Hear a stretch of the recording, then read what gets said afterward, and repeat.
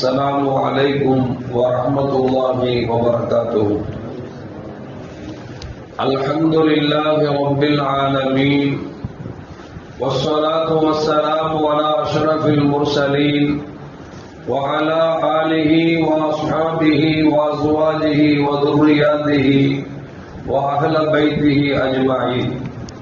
சங்கைக்கும் மென்மைக்கும் உரிய பெரியோர்களே, சகோதரர்களே, எல்லாம் அல்லாஹ் ஜல்ல ஜலாலுஹு நாம் செய்யக்கூடிய எல்லா நற்காரியங்களையும் முகஸ்துதியின்றி இஹ்லாஸான முறையில் இறைவனுக்காக மட்டுமே செய்யப்பட்ட நல்வணக்கங்களில் நம் வணக்கங்களை அல்லாஹ் கபூல் செய்து கொள்வானாக.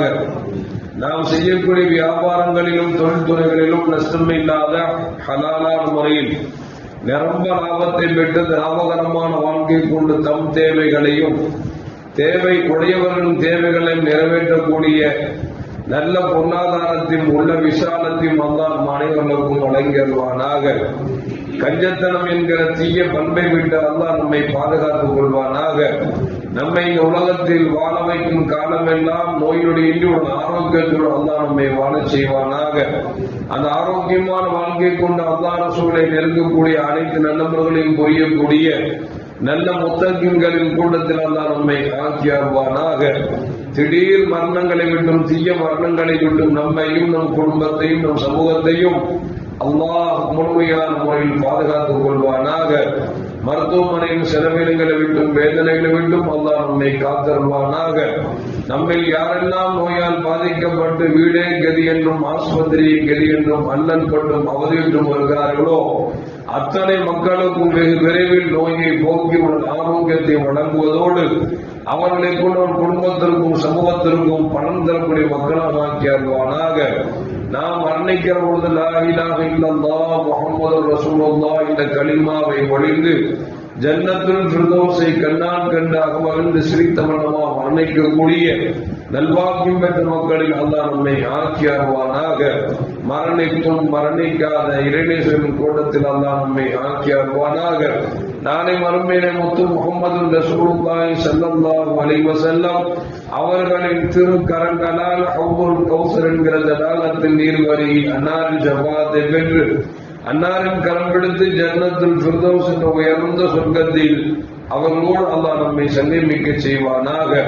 எல்லாவற்றுக்கும் மேலாக இறை அன்பை பெற்று இறைவனை பார்த்து பரவசமடையக்கூடிய அவர்கள் லிக்காவையும் ரிதாவையும் பெற்ற மக்களில் அல்லாஹ் நம்மை ஆக்கியாருவானாக. அருமையான மூமின்களே, நேற்றைய தினம் முஹர்ரம் மாதத்தின் 10ஆம் நாள் ஆஷூராவுடைய நாள். அல்லாஹ் நமக்கு செய்த மாபெரும் கிருபையின் காரணமாக பிறை 9, 10 நோன்பு வைத்து பெருமானார் ஸல்லல்லாஹு அலைஹி வஸல்லம் அவர்களால் சிலாகித்து சொல்லப்பட்ட ஒரு வருடத்திற்கு பாவத்தின் பரிகாரமாக அமைந்தது என்பதை நாம் எல்லாம் செயல்மொழியுமாக செய்து காமித்தோம். அல்லாஹ் ஜல்ல ஜலாலுஹு நாம் நோன்புகளை அல்லாஹ் கபூல் செய்து தருவானாக. அன்றைய தினத்தில்தான் இமாம் ஹுசைன் ரலியல்லாஹு தஆலா அவர்கள் கர்பலா என்கிற இடத்தில் வைத்து ஷஹீதாக்கப்பட்டார்கள். ஷஹீதாக்கப்பட்ட இந்த செய்தியை அவர்கள் பிறப்பதற்கு முன்பும் பிறந்த பிறகும் பெருமானார் ஸல்லல்லாஹு அலைஹி வஸல்லம் அவர்கள் சமூகத்திற்கு எடுத்து காமித்தார்கள் என்கிற செய்தியெல்லாம் நாம் பார்த்தோம். அதிலே நமக்கு ஒரு கேள்வி வர வாய்ப்பு இருக்கிறது. ஏன் கண்மணி முஹம்மது ரசூலுல்லாஹி ஸல்லல்லாஹு அலைஹி வஸல்லம் அவர்களுக்கு முன்னறிவிப்பு செய்யப்பட்டும் அல்லாஹ்விடத்தில் ஏன் அதை விட்டு பாதுகாப்பு தேடவில்லை என்ற ஒரு கேள்வி வரக்கூடும். பொதுவாகவே நபிகள் நாயகம் ஸல்லல்லாஹு அலைஹி வஸல்லம் அவர்களை பொறுத்த வரைக்கும் நபிமார்களை பொறுத்த வரைக்கும் அல்லாஹ் எதை விரும்புகிறானோ அதை அப்படி ஏற்றுக்கொள்ளக்கூடிய மனப்பக்குவம் நபிமார்களுக்கு உண்டு. ஆனால் நமக்கு அப்படிப்பட்ட மனப்பக்குவம் கிடையாது. நமக்கு வறுமை வரப்போகிறதே என்று தெரிந்துவிட்டால் அந்த வறுமை வராமல் இருப்பதற்காக என்னென்ன செய்ய வேண்டுமோ அனைத்து காரியங்களும் செய்வோம். சோதனைகள் வரப்போகிறதே என்று தெரிந்தால் சோதனை வருவதற்கு முன்பாக அந்த சோதனை நீக்குவதற்கு எல்லா முயற்சிகளும் செய்வோம். ஆனால் சோதனை வரப்போவதோ வறுமை வரப்போவதோ நமக்கு ஒன்றும் தெரியாது. நபிமார்களை பொறுத்த வரைக்கும் அவருக்கு சோதனை வருவதென்றாலும் அது கஷ்டங்கள் வருவதென்றாலும் அல்லாஹ் ஜல்ல ஜலாலுஹு முன் தகவல் அறிவித்தாலும் கூட அந்த சோதனையை வேதனையை அதை அப்படியே ஏற்றுக்கொள்வார்களே தவிர அவர்களை பொறுத்த வரைக்கும் அதை மாற்றி அமைக்க வேண்டும் ஆசைப்பட மாட்டார்கள். கண்மணி முகமது ரசூலுல்லாஹி ஸல்லல்லாஹு அலைஹி வஸல்லம் அவரிடத்தில் ஒரு தோழர் வந்தார். யார் சொல்லலாம், போர்க்களத்தில் கலப்பதற்காக இன்று செல்ல இருக்கிறேன். அந்த போர்க்களத்தில் எதிரிகள் வாள் என்னை பதம் பார்த்து நான் போர்க்களத்தில் ஷஹீதாக்கப்பட வேண்டும், மரணிக்கப்பட வேண்டும் என்று ஆசைப்படுகிறேன் என்று சொல்லி தன்னுடைய மரணத்தை ஆதரவு வைத்துக் கொண்டு போர்க்களத்திற்கு செல்கிறார். பெருமானார் ஸல்லல்லாஹு அலைஹி வஸல்லம் அவருக்காக துஆ செய்தார்கள். அல்லாஹும்ம ஸல்லிம்ஹு ஸல்லிம்ஹு, யா அல்லாஹ் அவரை சலாமத்தான முறையிலே ஊருக்கு திரும்ப செய்வது மட்டுமல்ல, செல்லுகிற போரிலே நிறைய பொருட்கள் அவருக்கு கனிமத்து கிடைத்து அது செல்வத்தோடு வாழ வேண்டும் என்று பெருமானார் ஸல்லல்லாஹு அலைஹி வஸல்லம் துஆ செய்கிறார்கள். இப்படி ஓரிரு போர் அல்ல, 2-3 போர்களில் செல்கிற பொழுதெல்லாம் அந்த போரிலே மரணமாக வேண்டும் ஆசைப்படுகிறார்.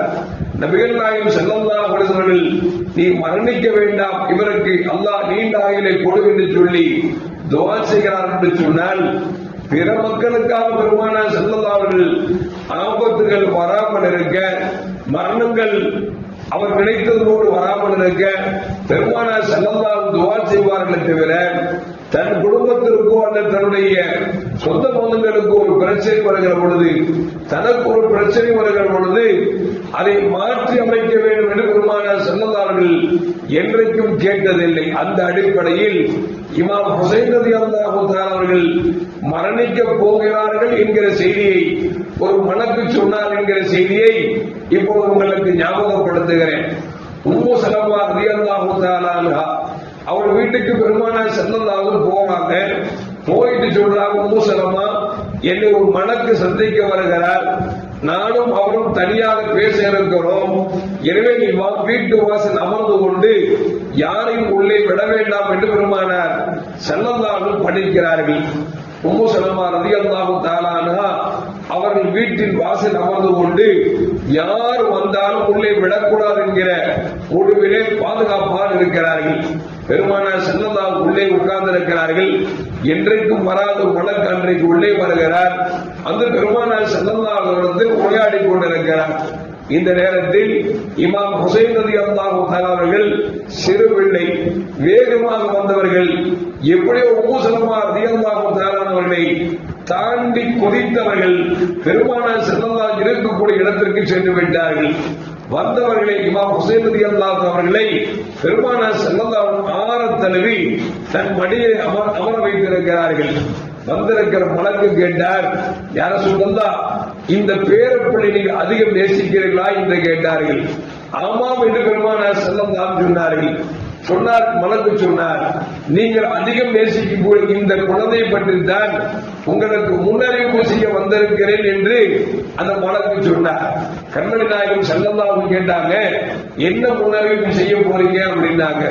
அப்பொழுது அந்த மலக்கு சொல்கிறார், இந்த ஹுசைன் ரலியல்லாஹு தஆலா அவர்கள் கர்பலா என்கிற இடத்தில் வைத்து நம் சமூகத்தால் உங்கள் சமூகத்தால் அவர்கள் கொல்லப்படுவார்கள் என்று அந்த செய்தியை சொல்லுகிறார். அப்பொழுது அந்த மலக்கு சொல்லிவிட்டு கேட்கிறார், அந்த கர்பலா என்கிற இடத்தை பெருமானார் அதுவரைக்கும் கண்டதில்லை. பெருமானார் கேட்கிறாங்க, இந்த கர்பலா என்கிற இடத்தை நீங்கள் பார்க்க விரும்புகிறீர்களா என்று கேட்டார்கள். ஆமாம் என்று பெருமானார் ஸல்லல்லாஹு சொன்ன பொழுது அந்த பூமியிலே கையை வைத்து ஓங்கி அடித்தார்கள். அடித்த மாத்திரத்திலேயே பூமி சுருக்கி காட்டப்பட்டது. அந்த மலக்கு அந்த இடத்தை காமிக்கிறார், இதுதான் கர்பலா என்கிற இடம், இந்த இடத்தில் தான் இந்த ஹுசைன் என்கிற உங்கள் பேரப்பிள்ளை கொல்லப்படுவார் என்று சொல்லிவிட்டு அங்கிருந்து ஒரு பிடி மண்ணை எடுத்து கண்மணி முகமது ரசூலுல்லாஹி ஸல்லல்லாஹு அலைஹி வஸல்லம் கொடுக்குகிறார். பெருமானார் ஸல்லல்லாஹு வாங்குகிறார்கள். மலக்கு வந்த வேளை முடிந்து விட்டது, சென்று விட்டார். நபிகள் நாயகம் ஸல்லல்லாஹு அலைஹி வஸல்லம் அழுதவண்ணமாக உம்மு சலமாவை அழைக்கிறார்கள். உம்மு சலமா, இந்த குழந்தை கர்பலா என்கிற இடத்திலே கொல்லப்படுவார்கள் என்று மலக்கு செய்தி சொல்லிவிட்டு சென்றிருக்கிறார். இந்த மண்ணை நீங்கள் பத்திரப்படுத்திக் கொள்ளுங்கள். இந்த மண் எப்பொழுது சிகப்பு நிறமாக மாறுகிறதோ அப்பொழுது அவர் கொல்லப்பட்டு விட்டார் என்பதை விளங்கிக் கொள்ளுங்கள் என்று சொல்லி கண்மணி முகமது ரசூலுல்லாஹி ஸல்லல்லாஹு அலைஹி வஸல்லம் மண்ணை கொடுத்தார்கள். உம்மு சலமா ரலியல்லாஹு தஆலா அன்ஹா நீண்ட ஆயுள் கொடுக்கப்பட்டார்கள்.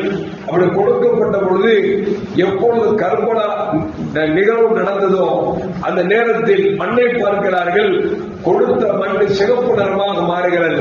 சொல்லுகிறார்கள் அந்த சிகப்பு நிறமாக மாறி அந்த நேரமும் கர்பலாவில் ஹுசைன் ரலியல்லாஹு அவர்கள் கொல்லப்பட்ட நேரமும் ஒன்றாக இருந்தது என்று சொல்லி உம்மு சலமா ரலியல்லாஹு தஆலா அன்ஹா சொல்லுகிறார்கள் என்று சொன்னால், அருமையான மக்களே, பெருமானார் ஸல்லல்லாஹு அலைஹி வஸல்லம் இவ்வளவு தெளிவாக கர்பலா என்கிற இடத்தில் இமாம் ஹுசைன் அவர்கள் கொல்லப்படுவார்கள், அந்த மண்ணுதான் இந்த மண் என்று சொல்லி ஒருபடி மண்ணை எடுத்து கொடுக்குகிற பொழுதும் கூட பெருமானார் ஸல்லல்லாஹு அலைஹி வஸல்லம் இந்த மரணம் என் பேரப்பிள்ளைக்கு வந்துவிடக் கூடாது என்று அல்லாஹ்விடத்தில் ஒருபோதும் கையேறவில்லை. காரணம் என்று சொன்னால், நபிமார்களை பொறுத்த வரைக்கும் தனக்கோ தன் குடும்பத்திற்கோ அல்லாஹ் ஒரு ஆபத்தை ஏற்படுத்துகிறான் என்று சொன்னால் அந்த ஆபத்தை அப்படியே முழுமையாக ஏற்றுக்கொள்வார்கள். இதுதான் கமா கதரை முழுக்க முழுக்க அப்படி ஏற்றுக்கொள்வது நபிமார்கள் வழிமாருடைய பழக்க வழக்கமாக இருந்தது என்பதை நமக்கு வரலாறு நமக்கு சொல்லி காட்டுகிறது. ஏன் இன்னும் சொல்ல போனால், ஒரு இடத்தில் இமாம் ஹசன் ரலியல்லாஹு தஆலா பெருமானாரை சந்திக்க வருவார்கள். ஹசன் ரலியல்லாஹு தஆலா அவர்களிடத்தில் பெருமானார் ஸல்லல்லாஹு அலைஹி வஸல்லம் வாயிலே முதலிலே முத்தம் கொடுப்பார்கள். கொஞ்ச நேரத்தில் இமாம் ஹுசைன் ரலியல்லாஹு தஆலா வருவார்கள். நபிகள் நாயகம் ஸல்லல்லாஹு அலைஹி வஸல்லம் அந்த குழந்தை ஆறத் தழுவி கழுத்திலே முத்தம் கொடுப்பார்கள். இருவரும் அன்னை பாத்திமா ரலியல்லாஹு தஆலா அவரிடத்தில் செல்கிறார்கள். சொன்னார்கள், உங்கள் தந்தை எனது தாத்தா முஹம்மது ஸல்லல்லாஹு அலைஹி வஸல்லம் அவர்கள் இமாம் ஹசன் ரலியல்லாஹு அவர்களை அரவணைத்து வாயிலே முத்தம் கொடுத்தார்கள், எனக்கு கழுத்திலே முத்தம் கொடுத்தார்கள் என்று சொல்லி இமாம் ஹுசைன் ரலியல்லாஹு சொன்ன பொழுது அப்பொழுது பாத்திமா ரலியல்லாஹு கேட்டாங்களா, யார் சொல்லலாம், ஒரு பேரப்பிள்ளைக்கு வாயில் முத்தம் கொடுத்தீர்கள், மற்றொரு பேரப்பிள்ளை ஹுசைன் அவர்களுக்கு கழுத்தில் முத்தம் கொடுத்தீர்களே, என்ன காரணம், சங்கடப்பட்டு விட்டார் என்று சொல்லும் பொழுது அப்பொழுது கண்மணி முகமது ரசூலுல்லாஹி ஸல்லல்லாஹு அலைஹி வஸல்லம் சொன்னார்கள், இமாம் ஹசன் ரலியல்லாஹு தஆலா அவர்கள் எதிரிகள் விஷம் வைத்து அவர்கள் கொல்லப்படுவார்கள், எனவே விஷம் வாயில் ஊட்டப்படுவதால் நான் வாயில் முத்தம் கொடுத்தேன். இமாம் ஹுசைன் ரலியல்லாஹு அவர்களை கழுத்தில் வெட்டி கொள்வார்கள், எனவே நான் கழுத்தில் முத்தம் கொடுத்தேன் என்று பெருமானார் ஸல்லல்லாஹு அலைஹி வஸல்லம் சொன்னார்கள் என்றால், அருமையான மக்களே, இவ்வளவு தெளிவாக ஒரு நிகழ்வு நடந்தும் கூட நபிகள் நாயகம் ஸல்லல்லாஹு அலைஹி வஸல்லம் ஏன் பாதுகாப்பு தேடவில்லை என்று சொன்னால், நபிமார்களை பொறுத்த வரைக்கும் இறைவனின் விருப்பம் எதுவோ அதை அப்படியே முழுக்க முழுக்க ஏற்றுக்கொள்வார்கள். நாம் பார்த்தோம் அல்லவா, இப்ராஹிம் அலைஹிஸ்ஸலாம் தங்கள் மகனை அறுப்பது போன்று கனவை கண்ட பொழுதும் கூட இது ஷைத்தானின் கனவாக இருக்குமோ என்று சொல்லி 2-3 தடவை ஷைத்தானை விரட்டினார்கள். மீண்டும் மீண்டும் கனவு வந்த பொழுது அவர் அல்லாஹ்விடத்தில் கரமேந்தவில்லை, மாறாக கத்தி எடுத்தார்கள், மகனத்தில் அனுமதி கேட்டார்கள், அழைத்துக் கொண்டு அறுக்க முயற்சித்தார்கள். தவிர நபிமார்களை பொறுத்த வரைக்கும் எந்த சோதனைகள் வந்தாலும் அதை அப்படியே முழுக்க முழுக்க கபூல் செய்து கொள்வார்கள், மனப்பூர்வமாக ஏற்றுக்கொள்வார்கள் என்பதால் நபிகள் நாயகம் ஸல்லல்லாஹு அலைஹி வஸல்லம் இமாம் ஹுசைன் அவர்கள் கொல்லப்படுவார் என்றிருந்தும் கூட பாதுகாப்பு தேடவில்லை என்பதை நாம் விளங்க வேண்டும். எல்லாம் அல்லாஹ் ஜல்லல்லாஹு கமா கதரை முழுக்க முழுக்க நம்பி ஈமானோடு வாழக்கூடிய நல்ல முத்தகீன்களின் கூட்டத்தில் அல்லாஹ் என்னையும் உங்களையும் ஆக்கி அருள்வானாக. அஸ்ஸலாமு அலைக்கும் வரஹ்மத்துல்லாஹி வபரகாத்துஹு. ஸல்லல்லாஹு அலா முஹம்மத் ஸல்லல்லாஹு அலைஹி வஸல்லம். ஸல்லல்லாஹு அலா முஹம்மத் ஸல்லல்லாஹு அலைஹி வஸல்லம். ஸல்லல்லாஹு அலா முஹம்மத். யா ரப்பி ஸல்லி அலைஹி வஸல்லிம்.